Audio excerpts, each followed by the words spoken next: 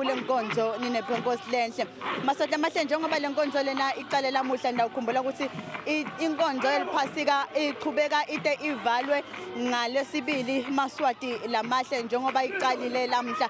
Lekusho kona ukuthi even leSwatini kusetawuba kuhle kusetawuba mnandi impela sonto yonke Maswati lamahle. Kanti ke ninebhonkosi lenhle njengoba sila la sikhona khona emakhono sekavele ahleti Maswati lamahle asegwaqala la na kokuhlabelela sekuvele kuleli zinga noma sekuthe sona sigaba lesetulu sekuvele kufuthumele ninebhonkosi lenhle. Kanti ke Maswati lamahle njengoba ngihambi ngedwana ngihamba naye esandila sesive ukuthi engabe ngala ngakaneke sekhona amakhanya kwentekani ninebhonkosi lenhle.